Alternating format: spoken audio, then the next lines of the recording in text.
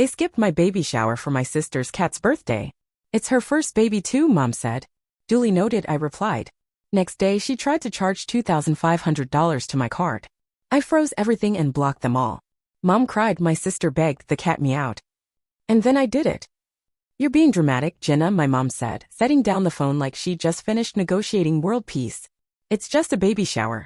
We'll make it up to you. My baby shower, I said slowly. My first baby? Your first grandchild. And it's Emily's first too, she snapped. Technically, a cat is not a child. From across the room, my sister Emily gasped, hand flying to her chest like I just insulted a royal. How dare you? You know how much Whisker means to me. I should have hung up right then. I should have known better. But something in me still believed I could get through to them, that they'd realize how ridiculous this was. They'd scheduled an actual birthday party, hats, cake, customized, mojito, mocktails for Emily's Persian cat, on the same day as my baby shower. The date I'd sent out 3 months ago. And the worst part? They all went. Every single one of them. Even Aunt Carol, who once said she was allergic to fur and fake people. My Uncle Jeff. My cousins. Even my mom. She posted a group selfie with Whisker wearing matching tiaras. The caption? Celebrating our littlest family member's first birthday. First babies are special. No mention of me. Or my pregnancy. Or the fact that I was sitting in a tiny cafe with 3 friends and a half-eaten Costco cake, pretending I wasn't waiting for anyone else to show up. The next morning I got a notification on my phone. My card had been declined. I checked the statement. A $2,500 charge attempt for a Meow and Me pet photoshoot package. Guess who had tried to put it through? Yep. My mom. When I called her, she sounded offended. You always said you'd help with family stuff. It's not like I'm buying a yacht. I said I'd help. Not fund a cat's modeling career. Well, you've got that nice baby bonus, don't you? She snapped. It's not like you're poor. I hung up. Froze every account they had access to. Changed passwords. Called my bank. Blocked them all. That night, my mom called 12 times. My sister texted, "You're being cruel. Whisker didn't do anything." And she was right. Whisker didn't do anything. But I did. And they were never going to see it coming. You know what's wild? I was the good one. The helper. The fixer. The responsible sister. The one who paid the deposit when Dad's credit got denied.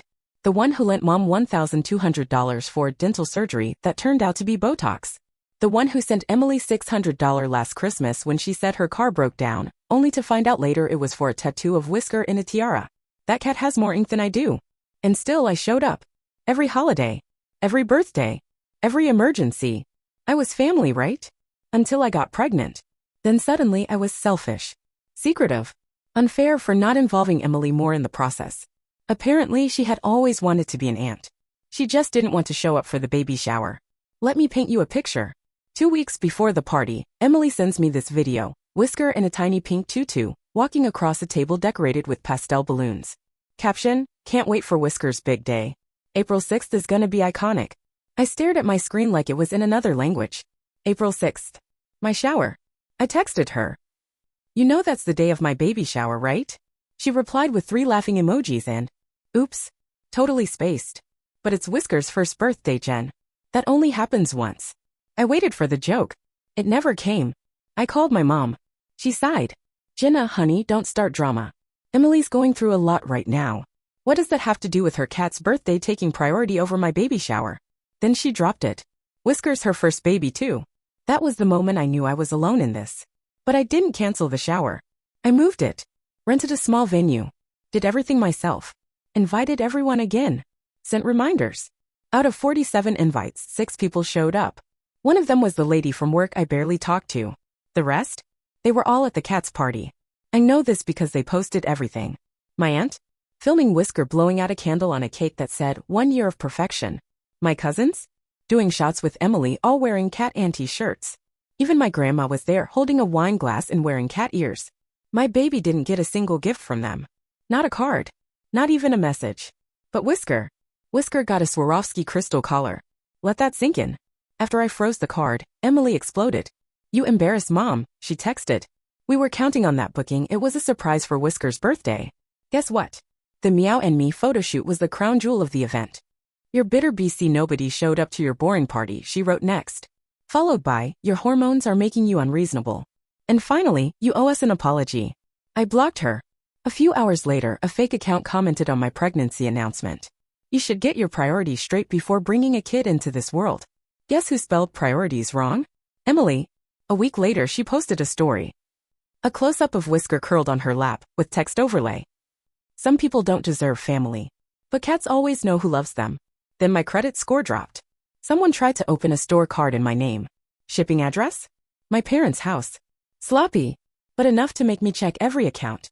And that's when I saw it. My emergency savings, the one I'd opened the month I found out I was pregnant, had weekly withdrawals scheduled. Linked to a PayPal under the name e.grace_whiskermom. Over $1,800 was already gone. I remembered the day she used my laptop to check Pinterest recipes. She'd set it up herself. I took screenshots, flagged everything, froze the account. Then I posted a story of my own. A photo of my baby's ultrasound. Caption: this little one will grow up knowing love doesn't come with conditions, price tags, or a matching tiara. That night, Mom came to my door crying. She said Emily hadn't eaten, that the financial stress was hurting her mental health, that the baby shower drama had broken the family. She handed me an envelope. Inside, a printed invoice. Emily wanted reimbursement for the cat party, venue rental, cake, decorations. $4,127.65. She deserves something, Mom said. It was a beautiful party. Then she can sell Whisker's diamond collar, I replied. I handed her the envelope and walked her to the door. She turned at the threshold and said it. You don't get to opt out of family, Jenna. I looked her dead in the eye. Then I guess I was never really in it. The next morning, Dad left a voicemail. You're hurting your mother. This baby's already turning you into someone cold. Be careful who you become. Emily posted a picture of Whisker sitting in a baby stroller. Caption: still the only baby that matters. That was it. They thought I'd fold. That I'd cry and come crawling back. They didn't know what I had. Not just screenshots. Not just the PayPal trail. But audio, texts, emails. A hard drive I hadn't touched in years, but I remembered what was on it. They thought I'd be silent. They didn't know I was about to turn the volume all the way up. The restaurant was too nice for what was about to happen. White tablecloths. Jazz playing. Waiters in pressed shirts refilling water glasses like nothing could explode here. They thought it was a peace talk. I let them. Mom picked the place, a French bistro in Midtown. Said she wanted it neutral. Said she wanted to heal. I booked the private back room. Said I wanted space. What I didn't say was that I wanted walls to echo when the truth hit. They walked in 10 minutes late. Mom in a cream sweater and fake pearls. Dad, puffed up like a man who still thought he ran the room. Emily in full drama mode, oversized sunglasses indoors, even though it was cloudy, and that fake innocent look on her face like she was about to cry on cue. No one hugged me. No one said congrats or asked about the baby. They sat down like we were settling a bill. I waited. Let the silence get awkward. Then Mom opened. Jenna, I just want to say, things got out of hand. We never wanted this. But you've been cruel. Dad nodded. Blocking your own family? That's not you. Emily sipped from her wine like she was in a movie. This has been devastating. I tilted my head. You mean like using my card for $2,500 of Whisker content without asking? That kind of devastation. Emily blinked. I already apologized for that. No, you didn't, I said flatly. You got caught. Mom jumped in. We're here to move on, not to rehash mistakes. I pulled out my phone and tapped twice. Set it down on the table. One beep. A speaker turned on. And her voice filled the room. Emily, if Jenna knew how easy it was to pull money from her bank, she'd lose her mind. But she's too busy nesting to notice. The room froze. That was her voice. Clear. Cocky. Sharp. Emily's face went pale. I was venting, she said. That was taken out of context. Context? I asked. Here's more context. I tapped again. Emily, she's going to raise another broken human and expect applause. You know she cried because no one showed up to her baby thing? Like, sorry your isn't trending, girl. Mom's fork clattered. Dad stared at his hands. Emily looked like she might throw up. I leaned forward. I wasn't planning to play this. But then Emily accused me of lying. Again. She opened her mouth. I held up a hand. No. You don't speak yet. I do. I reached into my bag and pulled out the hard drive. Set it on the table like a final proof. Recognize this? Emily blinked, confused. That's mine, she said quietly. Where did you? You left it in my apartment. Remember? When you crashed for a few days after the Vegas trip. You said your laptop was full. I turned to Mom and Dad. You remember when she said I hacked her laptop and threatened her? That she was scared of me. They nodded slowly. Check this. I pulled out a small remote. Hit play. On the wall, the screen lit up. I'd booked the room with a projector. A folder opened. Family, Jenna_fake screenshots. One by one they appeared. Photoshop texts from me to Emily with fake threats, obviously edited. Spliced audio clips, her voice memos twisted to make me sound aggressive. You could hear the jumps. A note titled, "How to make Jenna look irrational if she turns on me." Emily lunged forward, "You're violating my privacy." Really? I raised an eyebrow. You want to talk about privacy? I clicked again. A new tab, PayPal statements. $1,847.22 withdrawn from my account, under shared groceries. Emily, that's not what it looks like. I tapped once more. An email from Emily to her friend Lexi. Whisker's birthday is gonna bankrupt Jenna and she won't even know until May. Silence. Then my dad stood up. That's enough. I stood too. Oh, we're just getting started. I turned to my mom. You tried to justify all of this. Said Emily was going through a lot. So let me ask you, what was she going through when she used my credit to buy herself a new iPad? Or when she called me unreasonable for getting pregnant alone? Mom looked down. No words. Emily stood now too. You're insane. You're ridiculous with tearing us down. That's not love. I stared at her. I'm not trying to tear anyone down. I'm trying to stop you from climbing over me to stay afloat. Then I nodded toward the door. And he walked in. Trevor. Emily's ex. The one she painted as dangerous. The one she claimed disappeared after doing something too awful to name. He looked calm. Cold. Carrying a folder. Emily took a step back. What is he doing here? Trevor didn't look at her. Just handed the folder to my dad. Inside? His statement. His bank screenshots. Messages from Emily threatening to ruin his career if he dumped her. A copy of the restraining order she never told anyone he filed. Dad turned the page slowly. Mom peeked over his shoulder. Emily was shaking. This is a setup, she screamed. This is harassment. Trevor finally looked at her. You told your family I hurt you. You told my job I was unstable. You posted my baby pictures and tagged them #the villain she invented. I stayed quiet. But not anymore. She burst into tears. Real ones. Or maybe not. Who knows with her? Mom finally broke the silence. This can't be real. I turned to her. You always said Emily needed protection. Maybe you were right. But you never asked who she needed protection from. Then I looked at Dad. You once said I was cold for cutting you off. He nodded slowly. Well, just know this. The next time you tell people you have 2 daughters, you're lying. I picked up the hard drive. Slid it back into my bag. Emily sobbed.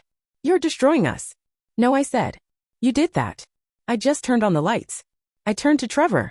Thanks for coming. He nodded once and left. I looked at my parents one last time. Say hi to the cat, Emily, I said as I walked to the door. You'll have plenty of time to bond. Then I left. And this time, no one followed me. They thought I was done. That the restaurant scene, the projector, the ex, the audio bombs was the grand finale. It wasn't. That was just Act 1. Because I knew them. They go into hiding, regroup, and then launch something new. Lie louder. Play the victim. Twist everything. So I moved first. That weekend I filmed a video. Not dramatic. No crying. No yelling. Just me in my living room. Neutral lighting. Calm voice. The ultrasound photo in a frame behind me. A few months ago my family skipped my baby shower to celebrate my sister's cat's birthday. That was just the beginning. I walked viewers through it. The Photoshop threats. The stolen money. The spliced audio. The PayPal trail. Emily's ex-boyfriend's folder. Everything. No names. Just facts. No faces. Just screenshots. No revenge. Just evidence. At the end I said, this video isn't for sympathy. It's a warning. Because some people will call it love while they're draining you dry. And they'll say you've changed when you stop letting them. I hit upload. Within 48 hours it had 320,000 views. A week later it crossed 1 million. Comments poured in. My mom did the same to me. Thank you for speaking up. Skipped your baby shower for a cat? This isn't a family, it's a cult. Tag yourself, I'm Whisker. Then came the messages. Journalists. Therapists. Content creators asking for collabs. And the DMs. So many DMs. People begging me to tell more. People sending their own horror stories. I started a channel. No more favorite daughters. The first merch drop? A white hoodie. Simple black text. First babies matter. Even human ones. It sold out in 4 hours. That's when my mom resurfaced. She posted a 4-paragraph Facebook status. It's so sad when one lie destroys a lifetime of love. My daughter is very pregnant and very emotional. Pray for us. I didn't reply. Then Emily posted a TikTok with a crying filter. Her, in a dark room, holding Whisker. Some sisters carry babies. Some carry rage. The comments roasted her alive. The next day, I got a cease and desist letter. Typed in Word. No lawyer signature. Accused me of emotional slander and destruction of character. I posted that too. Caption. Apparently, telling the truth is now illegal. Who knew? People lost it in the comments. Emotional slander. Tell Whisker to get a lawyer. If you get sued, blink twice and we'll crowdfund. The video hit 1 million views in 36 hours. I got 2 podcast invites. A brand deal from a maternity skincare company. And a handwritten note from a woman in Florida who wrote, "Your story helped me leave. After 14 years of being the emergency contact but never the invite, I'm out. Thank you." I cried over that one. Meanwhile, I was building a new apartment. 2-bedroom, sunny, real hardwood floors. A baby registry public. Thousands of strangers sent gifts. One note said, "Your baby deserves a village. Since your family didn't show up, we did. And the best part? Remember the savings account Emily tried to drain? I turned it into a scholarship fund for single pregnant women starting over. First grant? $1,847.22, the exact amount she stole. I named it the Whisker Fund. Subheading, because first babies matter. Mom saw it. How do I know? Because she emailed me from a burner account with the subject line, "You've gone too far." The message just said, "What happened to privacy and forgiveness?" I didn't reply. Then Emily sent one too. I was just hurt. That's why I said those things. "Whisker misses you." I replied. Good. He's the only one I might forgive. And then I blocked her again. 2 days later, a woman from the local paper reached out. She'd seen the video. Said they were doing a piece on modern estrangement. Wanted to include my story. I asked what the headline would be. She said, "When blood isn't family and the internet is." I said yes. The article came out a week later. Guess whose photo they used? Emily's. In a tiara. Holding Whisker. Publicly posted. Fair use. My mom called it libel. My dad threatened to sue. I posted a screenshot of the article captioned, "Still waiting on that lawsuit. In the meantime, baby bump update coming tomorrow #FirstBabiesMatter." And I smiled. Because they couldn't stop it now. They started this story. I just finished it. I gave birth on a Tuesday. Quiet room. Clean air. No drama. My best friend held my hand. The nurse cried before I did. And when they put him on my chest, my son, perfect, loud, alive, I exhaled everything. I didn't think about Emily. Or my mom. Or Whisker in his little crown. I thought about how good it felt not to owe anyone in that room a single thing. His name is Leo. Not after anyone. Not because of a family name or a legacy or some forced tradition. Just because it felt strong. Fierce. Mine. I didn't tell anyone in the family. Not even after I got home. Not after I posted a photo of Leo's little fingers wrapped around mine with the caption, "He's here. And we're safe." That post hit 200,000 likes in a day. Strangers from 5 continents sent messages. Someone crocheted him a blanket with little lions on it. Another sent a children's book called When the Village Finds You. I didn't cry until the 3rd night. Not because I was overwhelmed. Because it was quiet. And I realized for the first time in my life I didn't owe anyone an explanation. Mom tried to come back. She sent a voice note. "No, congrats. No, how are you? Just. I hope you remember that no matter what you say, blood is blood. You'll regret keeping us out." I didn't reply. Just forwarded it to the woman from the newspaper. They were doing a follow-up piece. Estranged grandparents, the other side of the coin. I figured they could use some fresh material. Then came the card. A physical envelope, no return address. Inside, "He deserves a grandma." Taped to it, a photo of Whisker, wearing a big cousin bandana. I actually laughed out loud. Then I put it in Leo's memory box under clown moments. The next week, my phone buzzed. Unknown number. Voicemail. It was my dad. "Look, I don't care what you think. But if that baby ever wants to know his grandfather, I'll be here." Then he added, "Just make sure he knows who helped build this family." I smiled.